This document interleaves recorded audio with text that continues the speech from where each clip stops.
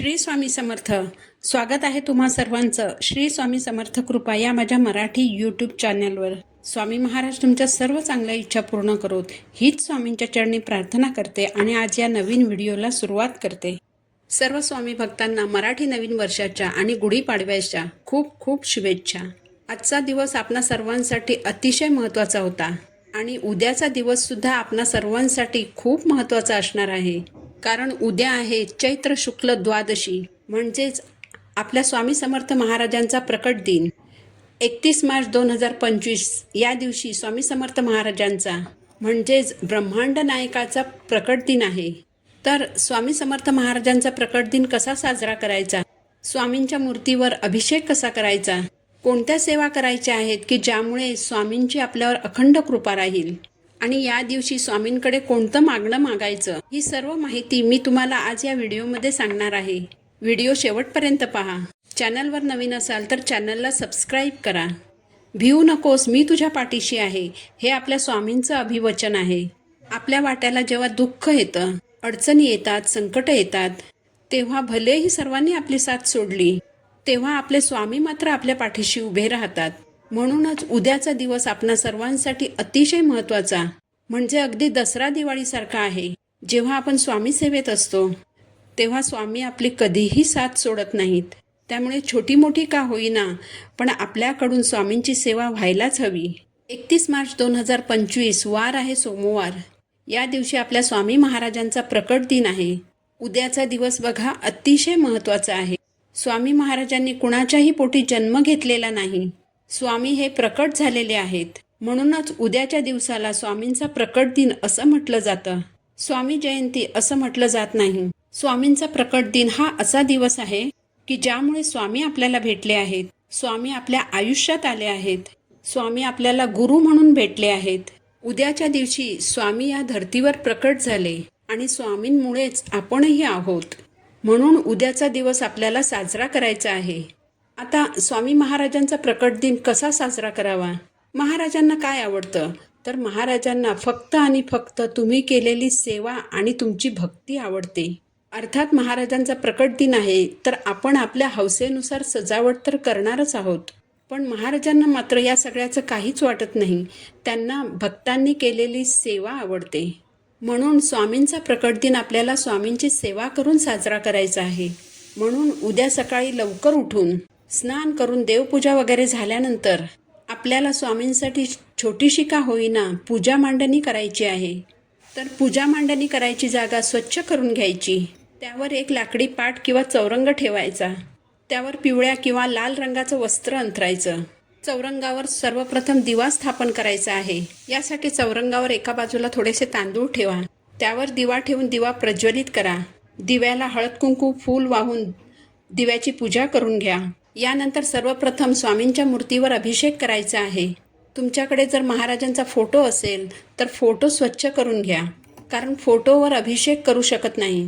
तुमच्याकडे जर महाराजांची मूर्ती नसेल तर उद्या तुम्ही छोटीशी का होईना स्वामींची मूर्ती स्थापित करू शकता. तुम्ही जर स्वामींची सेवा करत असाल तर तुमच्या देवघरात स्वामींची छोटीशी का होईना मूर्ती किंवा फोटो हा असलाच पाहिजे. तुम्हाला मंगल कलश ठेवायचा असेल तर तो आपल्या डाव्या बाजूला आणि महाराजांच्या उजव्या बाजूला मंगल कलश स्थापन करायचा आहे. एका तांब्यामध्ये 5 विड्याची पानं किंवा आंब्याची पानं ठेवून त्यावर नारळ ठेवायचा आहे. प्रत्येक शुभकार्य किंवा देवपूजा करताना आपण मंगल कलशाची स्थापना करत असतो. यासाठी मंगल कलशाची स्थापना करा. यानंतर महाराजांच्या मूर्तीवर अभिषेक करायचा आहे. तर उद्या महाराजांच्या मूर्तीवर तुम्ही पाण्याने अभिषेक करा, दुधाचा अभिषेक करा, तुम्ही दह्याने अभिषेक करू शकता, मधाने आणि साखरेने अभिषेक करू शकता, तुपाचा अभिषेक करू शकता. यासोबतच जर शक्य असेल तर पाण्यामध्ये हळद मिक्स करून त्या पाण्याने अभिषेक करा. चंदनाच्या पाण्याने अभिषेक करा. पाण्यामध्ये फुलाच्या पाकळ्या टाकून त्या पाण्याने अभिषेक करू शकता. या वस्तूंपैकी ज्या ज्या वस्तूंनी तुम्हाला अभिषेक करणं शक्य आहे त्या वस्तूंनी तुम्ही महाराजांच्या मूर्तीवर उद्या अभिषेक करा.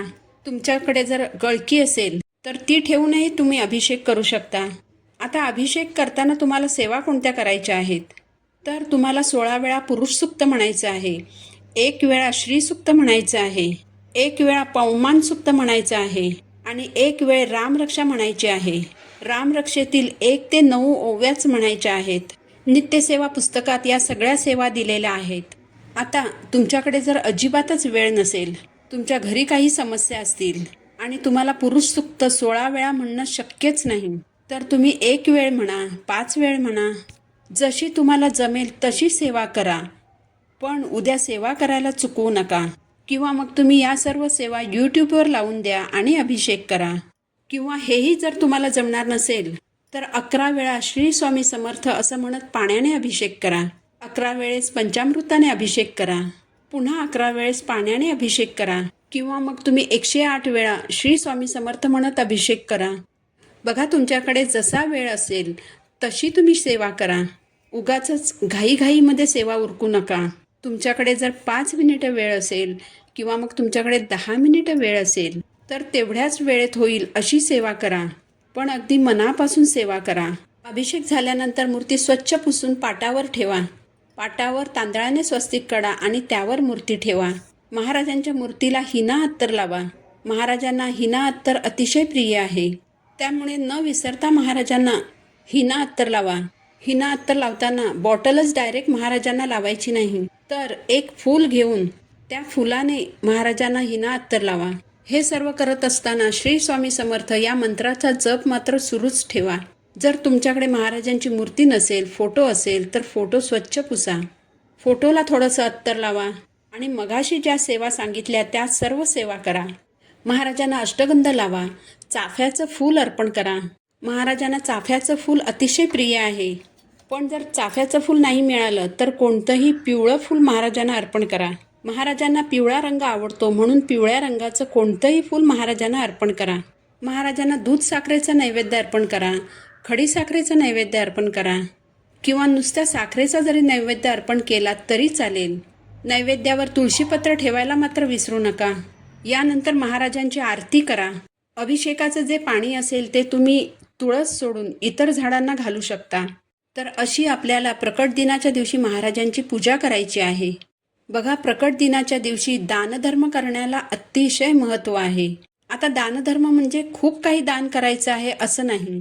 तुम्ही अगदी एखाद्याला 10 रुपयाचा वडापाव जरी दिलात तरी चालेल. किंवा तुम्ही केंद्रात किंवा मठात जाताना डझनभर किंवा अर्धा डझन केळी घेऊन गेलात किंवा तुम्हाला जितकी शक्य असतील तितकी केळी घेऊन गेलात तरी चालेल.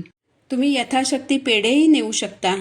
तर उद्याच्या दिवशी तुम्ही यथाशक्ती दान करा. उद्या तुम्ही मठात किंवा केंद्रात नक्की जा. स्वामींचं दर्शन घ्या. तुमच्या जवळपास जर स्वामींचा मठ नसेल किंवा केंद्र नसेल तर दत्त मंदिरात जा. पण या दिवशी स्वामींचं, दत्त महाराजांचं दर्शन घ्या. या दिवशी तुम्ही महाराजांकडे काही मागू नका. बघा, स्वामींकडे आपण नेहमीच काही ना काही मागत असतो. तसं तर बऱ्याच वेळेस न मागताही स्वामी आपल्याला देतच असतात.